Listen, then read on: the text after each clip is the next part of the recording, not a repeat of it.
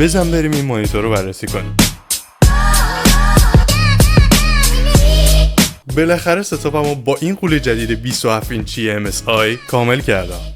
یه پنل 27 اینچی 1440p با رفرش ریت 240 هرتز که کیفیتش واقعا خیره کننده است و چون پنلش QD OLED هست رنگ مشکی توش کاملا مطلقه و عمق رنگ ها اصلا با مانیتورهای معمولی قابل مقایسه نیست.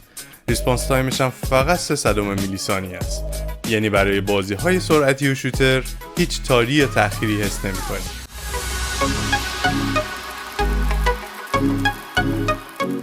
اگه میخوانی مانیتور 34 اینچی هم بهتون معرفی کنم لایک فراموش نشه.